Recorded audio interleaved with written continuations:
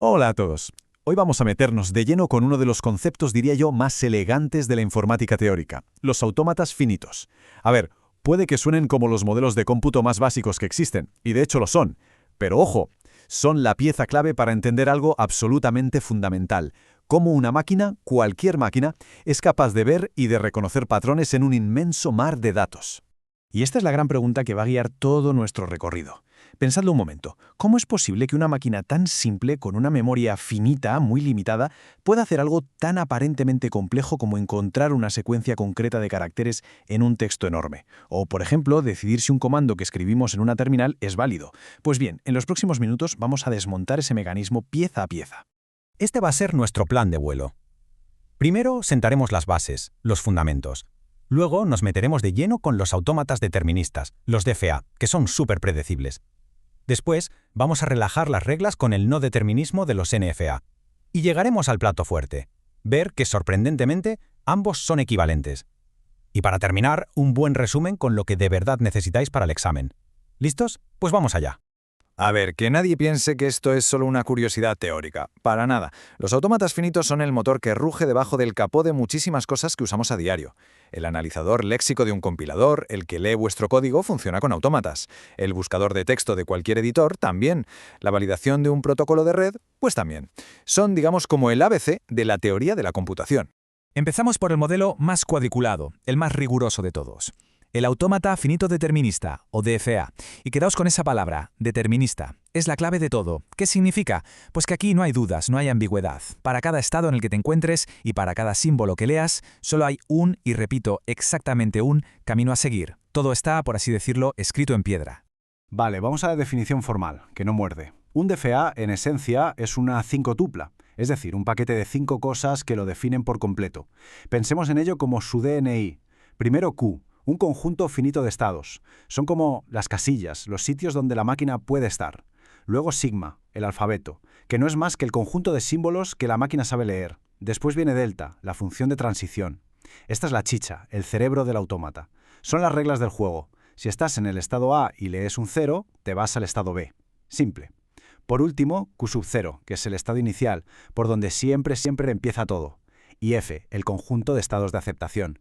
Si al terminar de leer la cadena acabamos en uno de estos, ¡bingo! La cadena es aceptada. Y aquí lo tenéis, la teoría convertida en un dibujo. Esto que veis es un DFA en todo su esplendor. Fijaos, los círculos son los estados, el conjunto Q. El que tiene la flechita que viene de la nada, Q, es el estado inicial. El que tiene el doble círculo, Q001, es un estado de aceptación. Y las flechas con números son la función delta, las reglas. ¿Y qué hace esta máquina? Pues algo muy concreto. Busca la secuencia 001. Cada estado es como un hito que nos dice, vale, ya he visto un 0, o ya he visto 00. Así funciona. Venga, vamos a probarlo. Vamos a darle de comer la cadena 1001. Empezamos, como siempre, en el estado inicial, Q. Llega el primer símbolo, un 1. Miramos la flecha y nos dice que nos quedemos en Q. Vale. Siguiente, un 0. Desde Q, la flecha del 0 nos lleva a Q0. Perfecto. Ahora otro 0. Desde Q0, con un 0 nos movemos a Q00. Ya casi lo tenemos. Y el último símbolo, un 1. Desde Q00, la flecha del 1 nos lleva a Q001. ¿Se acabó la cadena? ¿Dónde estamos? En Q001, que es un estado de aceptación. Por lo tanto, la cadena es aceptada. Como veis, un único camino, sin ninguna duda. Y si os preguntabais cómo se lleva esto a la práctica, aquí tenéis la respuesta. Esto es, literalmente, traducir la definición formal que vimos antes a código Python. La clase se inicializa con los 5 ingredientes de la 5-tupla, y el método procesar es el autómata en acción. Fijaos qué simple. Coge el estado inicial, recorre la cadena símbolo a símbolo, y en cada paso consulta su tabla de transiciones, delta, para ver a dónde tiene que saltar. Cuando se acaba la cadena, solo tiene que hacer una pregunta. ¿El estado donde he aterrizado está en la lista de estados de aceptación? Si es sí, devuelve true. Si no, false. Es la pura lógica del DFA, sin más. Hasta ahora todo ha sido muy predecible, muy determinista. Pero ahora viene lo divertido. ¿Qué pasaría si rompemos un poco las reglas? Y si le damos a la máquina la libertad de elegir, que desde un estado, al leer un símbolo, pueda tomar varios caminos a la vez. Bueno, pues eso es la puerta de entrada al mundo del no determinismo. Bienvenidos al NFA, el autómata finito no determinista. Y aquí, en esta tabla, está el meollo de la cuestión. La diferencia radical entre un DFA y un NFA está aquí, en la función de transición.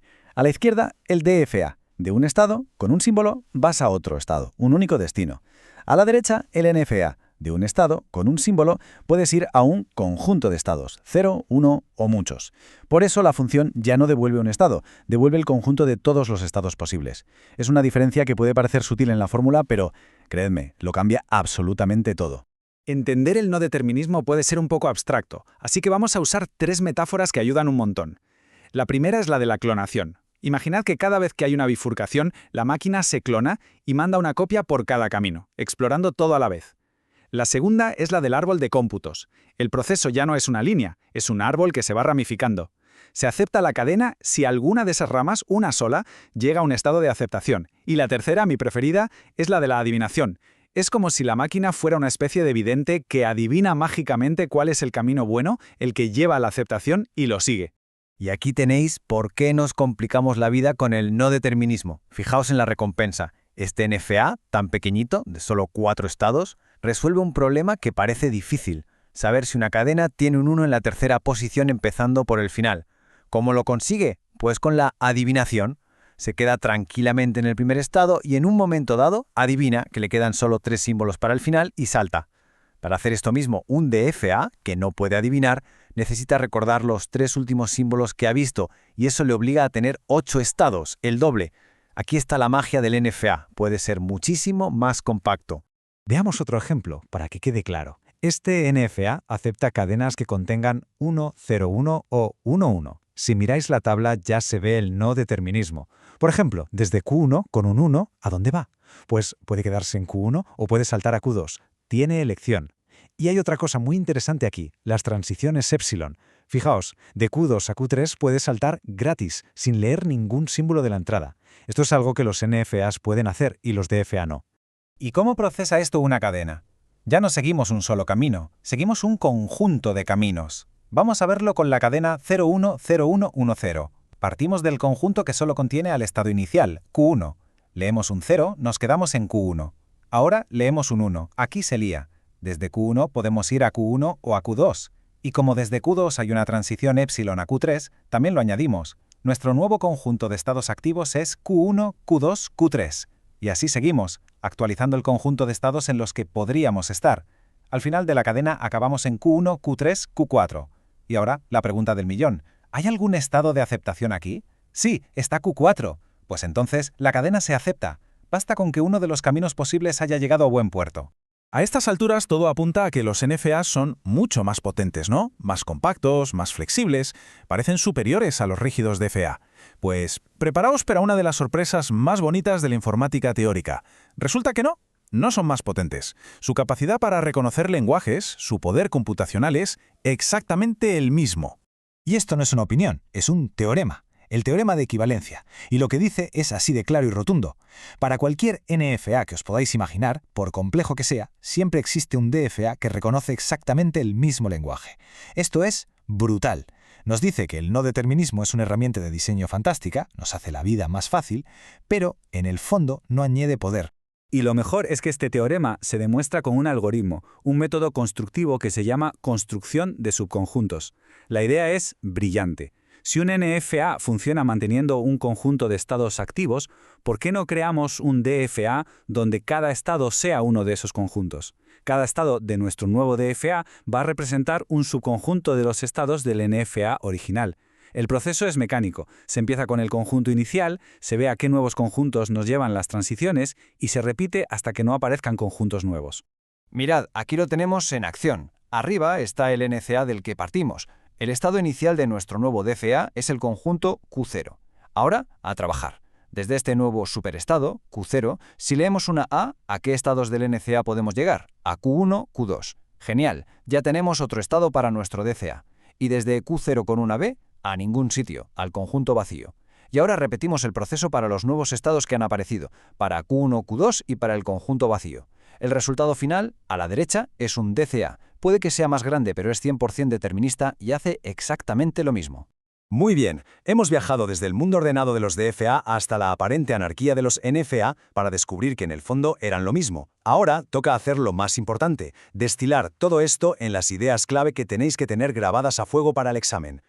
Esta tabla es vuestra chuleta conceptual. DFA a la izquierda, NFA a la derecha. Transiciones, única en el DFA, múltiple en el NFA. Estados activos, uno solo en el DFA, un conjunto en el NFA. Diseño, generalmente el NFA es más intuitivo, pero la línea de abajo, la que tenéis que subrayar en vuestros apuntes mentales, es la del poder computacional. Son equivalentes, igual de potentes, punto. Venga, el resumen final, los 4 mandamientos. 1. Los DFA son predecibles y fáciles de simular.